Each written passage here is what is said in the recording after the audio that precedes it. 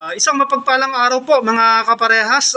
Biglaan lang po tayong napadaan dito sa Barangay Tarcan, City of Baliwag, Bulacan.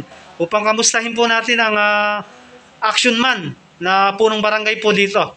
Kung ano na po ang kanilang pinagkakaabalahan at mga priority projects po ngayon. Kap, good morning po. Kumusta na po ba kayo? Magandang umaga po sa ating lahat. Okay naman po ako. Nasa ayos naman po tayong kalagayan. Kap, bago ang lahat, belated happy birthday po pala. Ay, maraming salamat po. Kap, kumusta na po ba ngayon ang ating barangay? Ano po ba ang ating ngayong mga priority na pinagkakaabalahan o pagkakaabalahan po ngayon?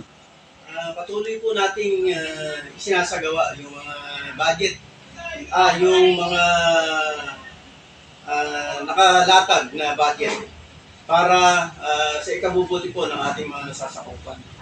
Katulad po nung mga street light, pinapaayos po natin mga street light natin sa kaluwangan ng Barangay Tarcan. Nag-uumpisa na po ngayon. Opo. Kumusta naman po ang ating bukod po dyan? Ano pa po ba yung ating gagawin po ngayon? Priority po natin yung mga karsada na dapat maipagawa. Yung mga medyo sira, dapat po na ipapaayos po natin. Kap, napansin ko po, ang dami po rito na parang mga pang-giveaway. Ano po ba to? Para saan po ba yung mga yan? Yan po ay taon-taon natin ginagawa. Kasama po natin ang Sangguniang Barangay. Yan po yung mga pa-birthday na bigas para sa mga senior citizen natin. Wow, may mga pa-birthday talaga sa'yo. Hindi mo nakakalimutan, Kap, ha? Yan yung mga PWD, 40s, at saka yung po solo parents. Meron po tayong pa-birthday. Kailan po ba magaganap yung pamigay po na yan? Ito pong buwan nito, magpapamigay na rin po. Medyo nag-busy lang po nitong nakaraang linggo dahil nasabay sa mga event na aming ginawa dito sa sakop ng Barangay Tarcan.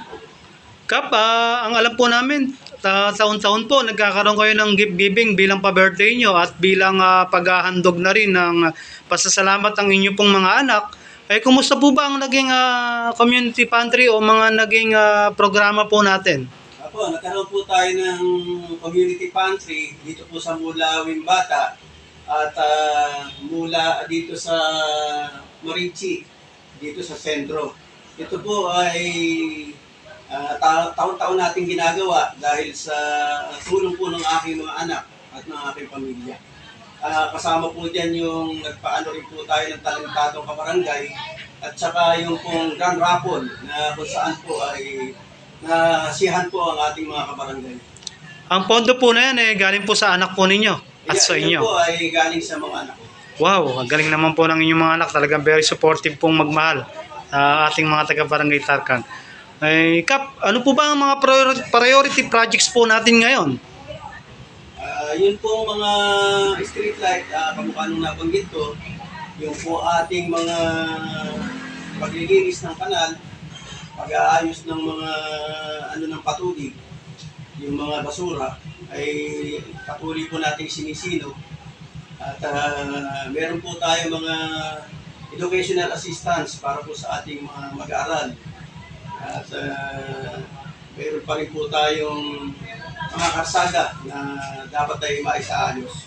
At iyan po ay patuloy natin gagawin para gumaan ang pamumuhay ng ating mga kababayan. Kap, excuse me po. Sige po. Po ako ng libreng gasolina para po sa ating mga toda. Dahil ito po ay nalalaman namin na ang ating mga toda ay talagang nahihirapan sa mga panahon na ito dahil sa tumataas na mga bilihin at gasolina. Kailan po kaya magaganap po yan, Kap?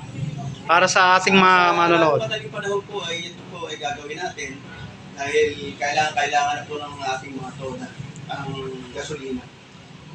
Kap, para lang po sa kaalaman po ng lahat ng mga namamasada, ito po ba welcome din po ba rito yung mga hindi nakasapi sa TODA member?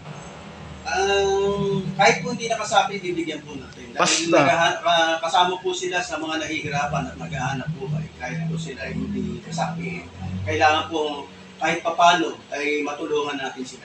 Wow, ganun po sana. Walang pinipili pong kulay, walang pinipili pong tao. Ano po? Opo, ganyan po tayo.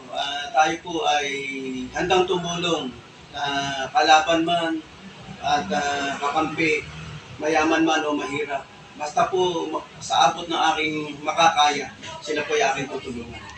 Wow, napakabait talaga ng ating punong barangay dito po sa Tarcan. Kap, kung nanonood po ngayon ang ating mahal na mga kabarangay, ito po ang inyong pong pagkakataon para makapagbigay po ng mensahe o panawagan para sa kanila. Mga minamahal kong mga kabarangay, magtulong-tulong po tayo. Sikapin po natin na tayo magkaisa para sa ikabubuti ng ating barangay. Kagaya po nung ating mga basura ay pakisino po natin. Pagtulungan po natin yan kasi po hindi naman po kakayanin ng sangguniang barangay lang ang paglilinis ng ating pagsisinop ng ating mga basura. Kasi po sa luwang ng Barangay Tarcan talaga po kailangan pagtulong-tulungan natin. At sa akin po mga kasangguni, magtulong-tulong po tayo para maitaas natin ang antas ng pagsiservisyo. Wow, napakaganda ng mensahe ng ating tinaguriang action man ng Barangay Tarcan na kung saan mula noon hanggang ngayon gumawa, gumagawa at gagawa pa ng maraming kabutihan at mga malasakit dito po sa Barangay Tarcan, City of Baliwag, Bulacan na si ginagalang punong barangay Edgar M. Pangcrudo. Mabuhay ka, Kapitan, hanggat gusto mo. Maraming salamat po. Mabuhay po kayo.